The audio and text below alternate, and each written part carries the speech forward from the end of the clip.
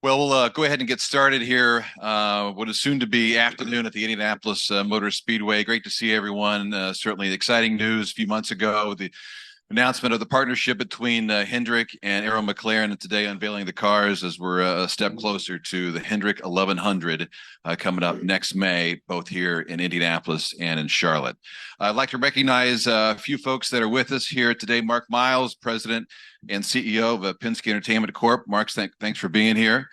As well as some folks, some friends here at General Motors as well. Great to have Jim Campbell here, Chevrolet U.S. Vice President, Performance and Motorsports, and Dr. Eric Warren as well, Chevrolet Executive Director, Global Motorsports Competition. Thanks, guys, for being here today. And we have an Indy 500 champion here as well. You don't? A 2013 Indianapolis 500 winner, Tony Kanaan, who's with Arrow McLaren these days. Tony, thank you for being here as well. On stage today, we welcome Gavin Ward on the far left. He's the racing director at Arrow McLaren Indy Car. In the middle, of course, Kyle Larson, driver of the number 5 HendrickCars.com Chevrolet. And next May, the number 17 HendrickCars.com Arrow McLaren Chevrolet. And of course, on the far right, Mr. Rick Hendrick, owner of Hendrick Motorsports and chairman of Hendrick Automotive Group. Mr. H, we'll begin with you. You know, you guys are making this look easy, this partnership. I know it's not. It's never easy on something like this, but just talk about how big of an undertaking this has been and your experience thus far as we look ahead to May next year. Well, just trying to figure out, how it's going to work. But I'll have to give Arrow McLaren for the credit because they had a plan and we looked at it and so we're starting to execute.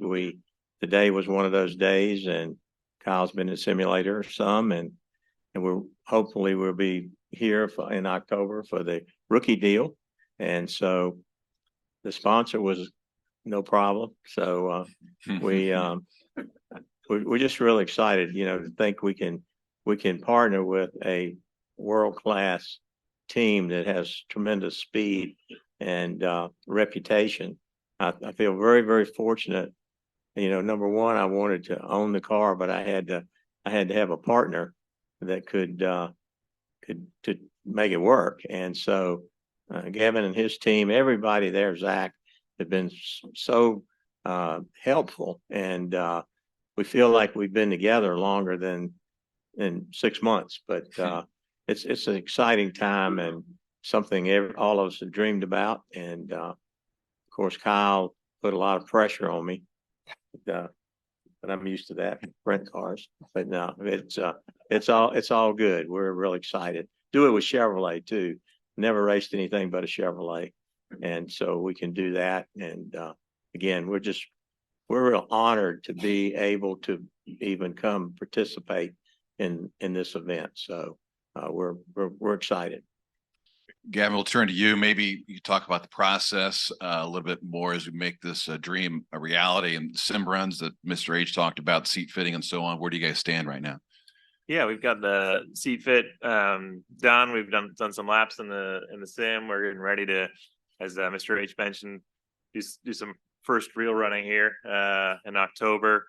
But our goal is just to build up and get as much prep and seat time as we can, just to hit the ground running and be as prepared as possible come May.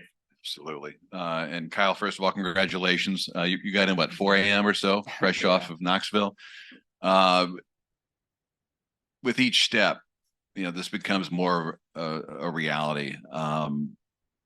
How do you manage the anticipation, the excitement of all this, knowing full well you've got another job here before with the NASCAR Cup Series? Yeah, no, I'm extremely excited, but at the same time, I'm so busy that racing and trying to take care of my family that it hasn't really set in yet that it's truly a reality. When you have days like today and you unveil the car, all those little steps, it definitely makes it seem more real. But I'm sure once things slow down in the off season, I have a lot of time to sit around and think about the upcoming season is when it's really going to hit. And I'm sure that's when all the nervousness will start to creep in, and but as well as the excitement. So I look forward to prepping even more. I definitely obviously look forward to October and getting to do the rookie orientation.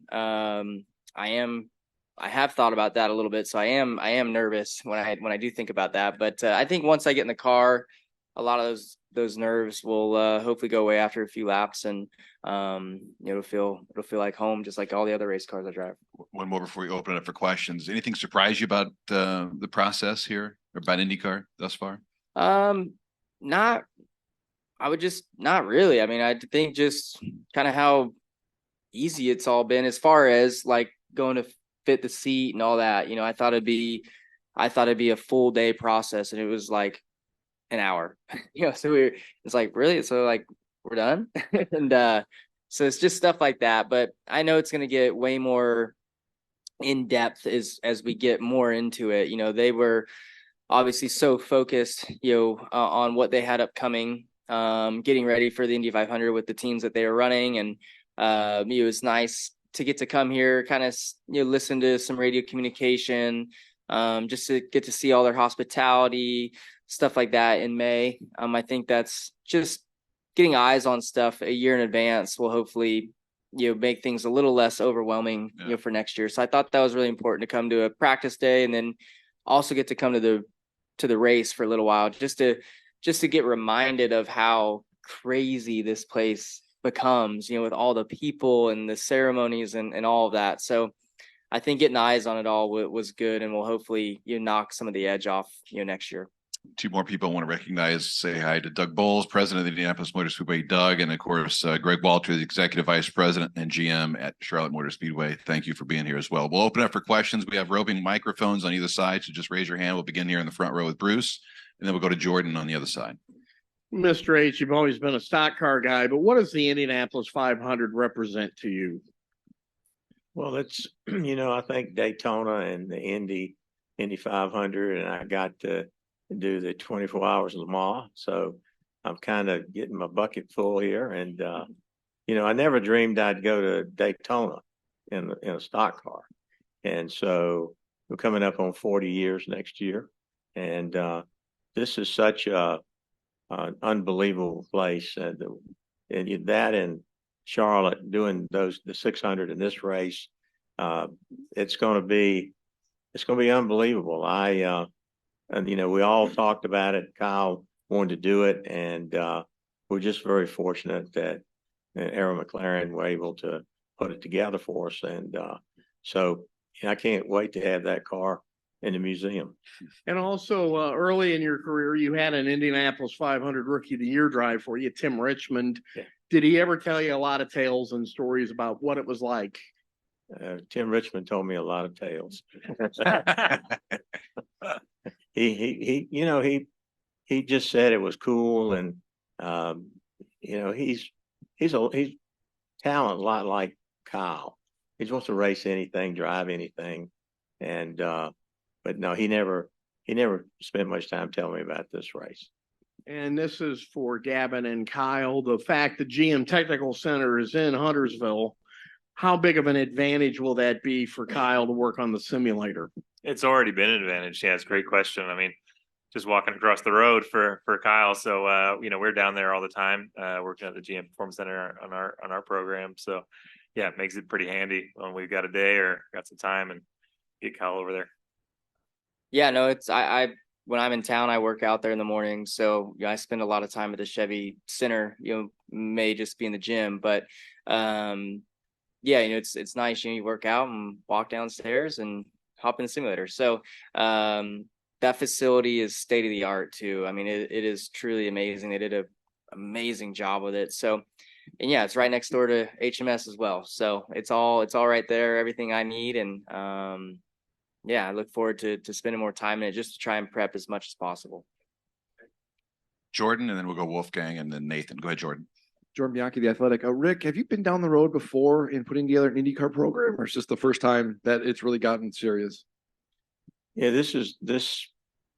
Jeff Gordon and I talked about it, but he wasn't really keen.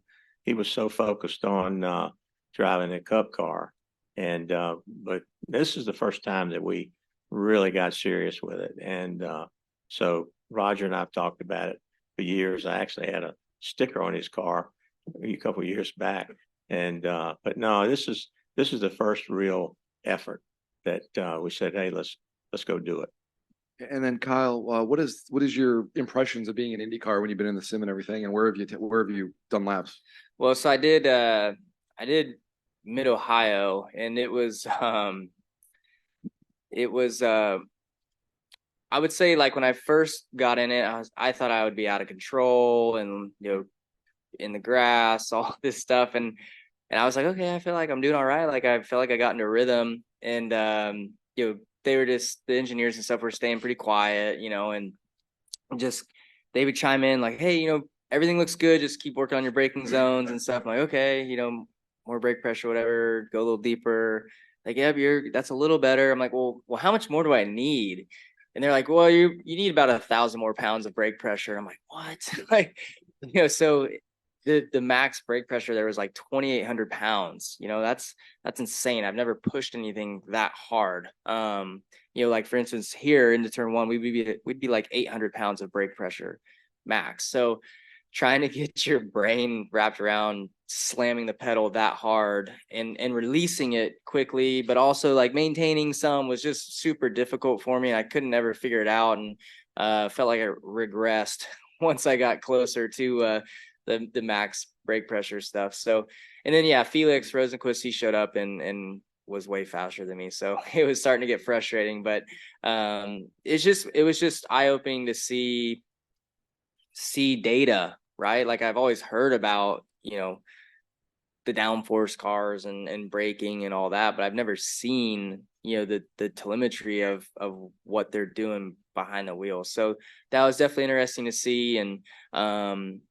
how consistent they can be while pushing that hard was pretty wild. So definitely eye-opening, and like I've said in other interviews, like, no matter the result from this whole experience, I'm going to come out of it a better race car driver. I already have, I think, just in the short amount of time I spent in the simulator. So it's definitely having the support that I do from the teammates at Aero McLaren as well as Chevrolet, and drivers who have raced Indy cars stuff before, as well as stock cars. I'll have a lot of people to lean on to soak up a lot of knowledge. So very, very thankful for that. Wolfgang and then Nathan. Go ahead. I have two questions again. One for Gavin, one for Mr. Hendrick. Gavin, also NASCAR and IndyCar, totally different cars. Is there anything from the engineering point of view you can take to your advantage into the IndyCar business? And a question to Mr. Hendrick.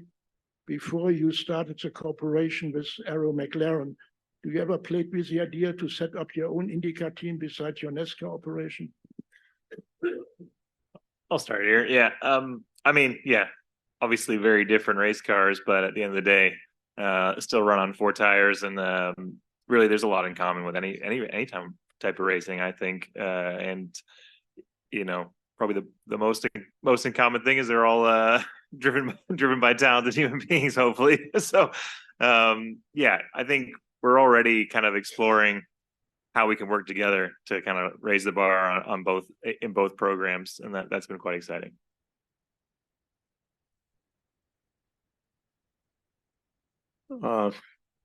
Anytime that you spend time in any racing environment, downforce, power, of course we can't do much to our cars. We basically can't, just a little spring shock and tire air, that it. So, but these cars, just watching them, I think the fact that our teams have been together and we Kyle's watched the Indy race, listened to the radio, and Kevin's going to listen to the radio today and how these guys communicate.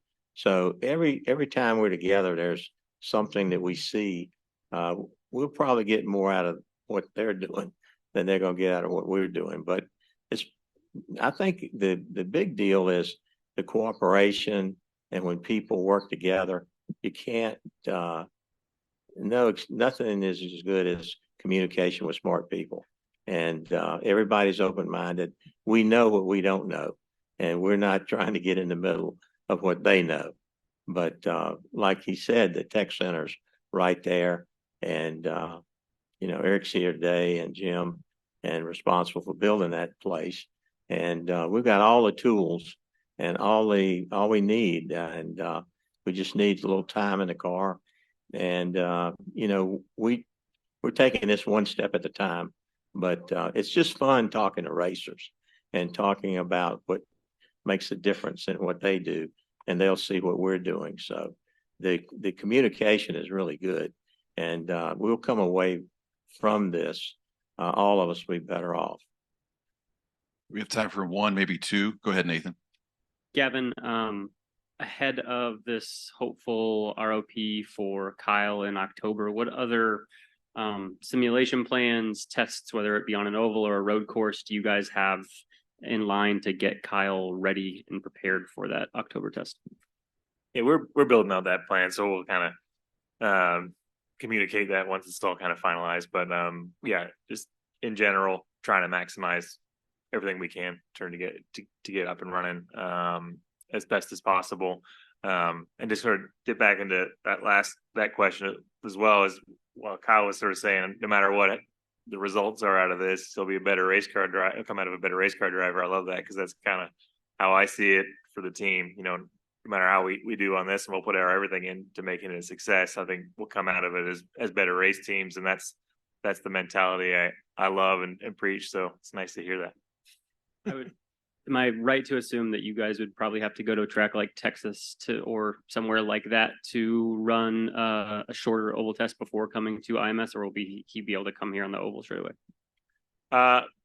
Come here straight away, but I think we definitely wouldn't rule out other oval testing before coming back here next year. So that's definitely something we're looking at. Cool, thanks. One final question. I got a text from someone in the room. Kyle, can you rate your driver's coach? Tony? Yeah, no, it's honestly, I was very happy to hear. I didn't realize that, Tony was sticking around to be a specialty advisor for Aero McLaren.